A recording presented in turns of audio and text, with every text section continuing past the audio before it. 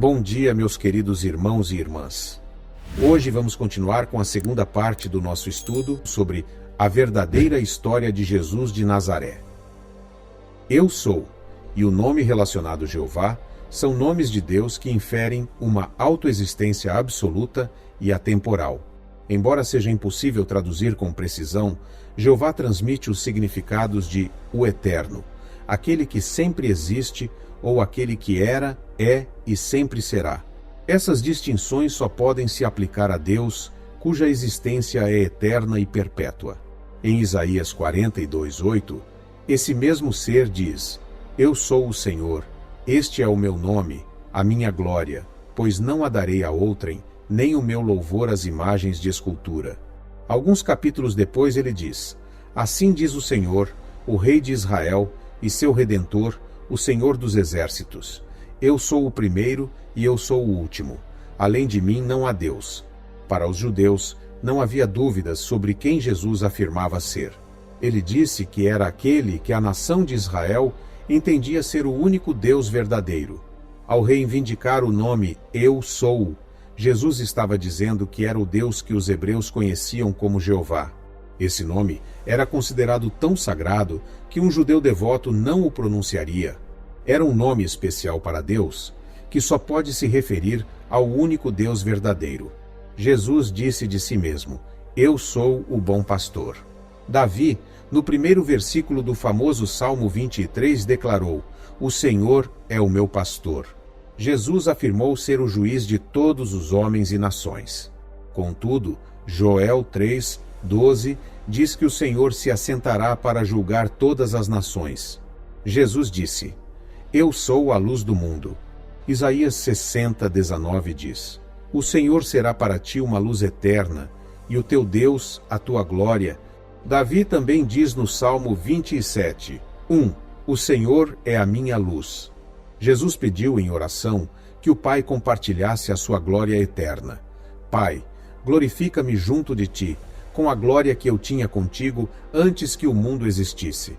No entanto, Isaías 42:8 diz: Eu sou o Senhor, este é o meu nome e a minha glória, não a darei a outrem. Jesus falou de si mesmo como o noivo que há de vir, que é como Jeová é caracterizado em Isaías 62:5 e Oséias 2:16. Em Apocalipse 1:17, Jesus diz que ele é o primeiro e o último, o que é idêntico ao que Jeová diz de si mesmo em Isaías 44:6. Eu sou o primeiro e eu sou o último. Não há dúvida de que Jesus se entendia como o Senhor do Antigo Testamento. Quando Jesus foi preso, o uso do mesmo termo teve um efeito eletrizante sobre os que o prenderam. Quando ele lhes disse: Eu sou ele, recuaram e caíram por terra. No entanto, a tentativa deles de tornar a resposta de Jesus mais gramaticalmente correta obscurece o fato de que ele provavelmente estava novamente afirmando ser o Eu Sou das Escrituras do Antigo Testamento. Eu e o Pai somos um. Os judeus confrontaram Jesus em outra ocasião perguntando-lhe: Até quando nos manterás na dúvida? Se tu és o Cristo, o Messias profetizado, dize-nos claramente. A resposta de Jesus é bastante reveladora. Eu já lhes disse, e vocês não creem. Ele já havia confirmado sua identidade divina em uma ocasião anterior.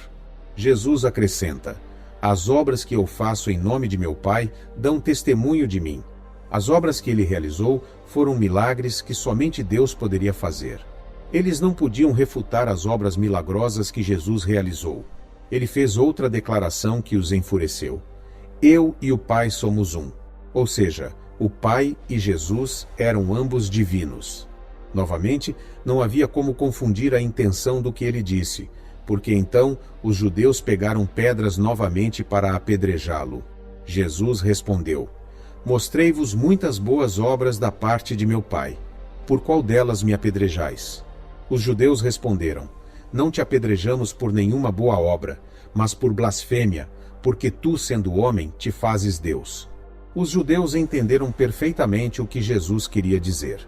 Ele estava lhes falando claramente sobre sua divindade. O Evangelho de João registra mais um exemplo em que Jesus enfureceu os judeus com suas afirmações de divindade. Isso aconteceu logo depois que Jesus curou um paralítico no tanque de Betesda, no sábado. Os judeus queriam matá-lo porque ele fez isso no sábado, um dia em que a lei de Deus proibia qualquer trabalho, o que eles interpretaram erroneamente como incluindo o que Jesus estava fazendo. Então Jesus fez uma declaração que os judeus só podiam entender de uma maneira: meu pai trabalha até agora e eu também trabalho. Qual foi a resposta deles às suas palavras? Por isso os judeus procuravam ainda mais matá-lo, porque não só violava o sábado, segundo a interpretação deles, mas também dizia que Deus era seu pai, fazendo-se igual a Deus. Jesus estava equiparando suas obras às obras de Deus e reivindicando Deus como seu pai de uma maneira especial. Jesus reivindicou a autoridade para perdoar pecados. Jesus reivindicou ser divino de várias outras maneiras. Quando Jesus curou um paralítico, disse-lhe também: Filho, os teus pecados estão perdoados. Queridos, se vocês estão gostando deste vídeo, ajude-nos a levar estas orações para mais pessoas clicando no gostei. E, se você ainda não é inscrito no nosso canal, inscreva-se e ative as notificações. Continuando. Os escribas que ouviram isso concluíram que ele estava blasfemando, pois, como eles entenderam corretamente, perguntaram: quem pode perdoar pecados senão somente Deus?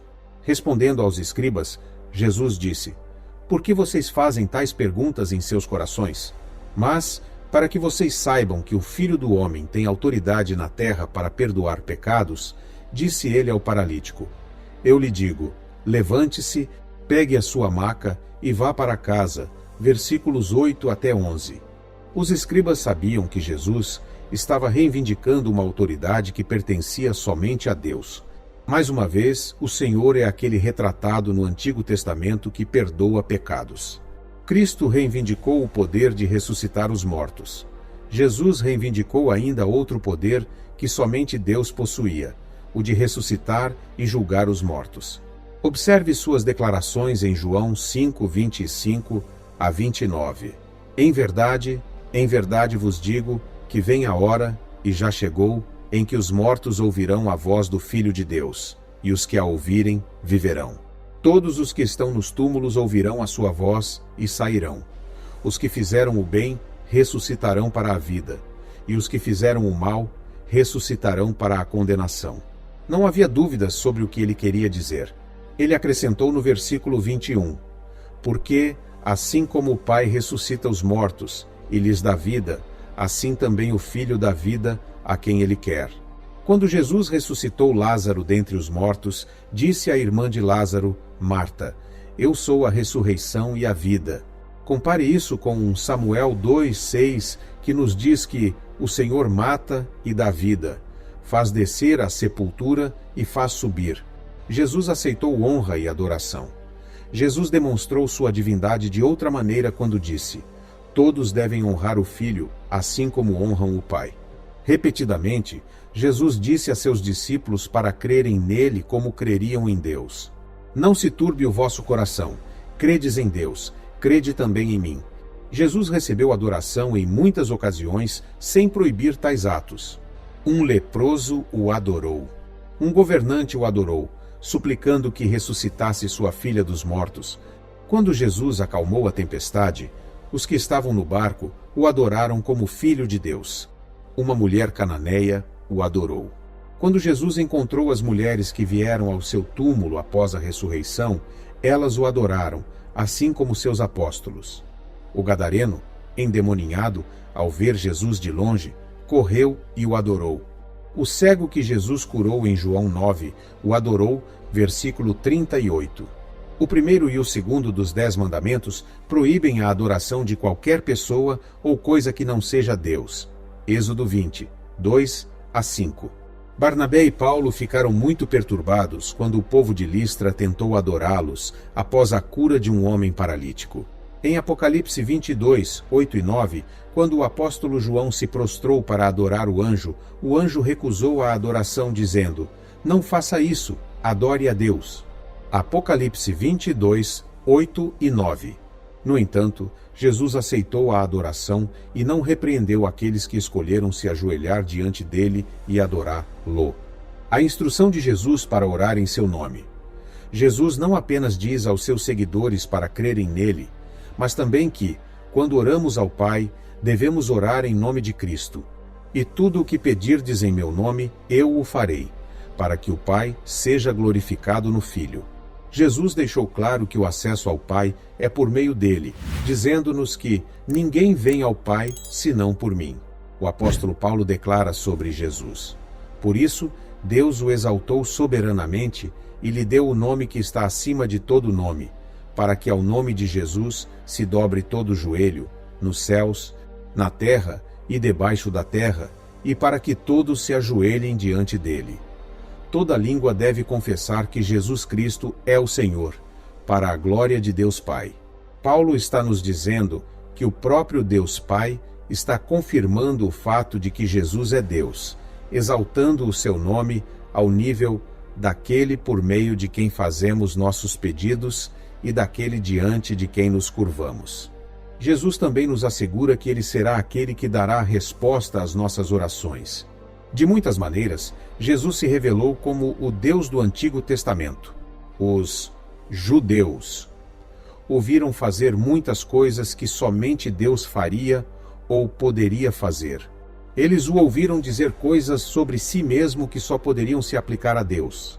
Eles ficaram irados e responderam com indignação, acusando-o de blasfêmia. Eles ficaram tão furiosos com suas afirmações que quiseram matá-lo ali mesmo. O relacionamento especial de Jesus com Deus. Jesus entendia a si mesmo como o único em seu relacionamento íntimo com o Pai, pois ele era o único que podia revelar o Pai. Todas as coisas me foram entregues por meio de Deus, meu Pai, e ninguém conhece o Filho senão o Pai. E ninguém conhece o Pai senão o Filho, e aquele a quem o Filho o quiser revelar. E ele também afirma ser o único que pode revelar o Pai aos homens. Em outras palavras, Jesus afirma ser a revelação absoluta de Deus. Agora, vamos orar juntos, o Pai Nosso, como Jesus nos ensinou.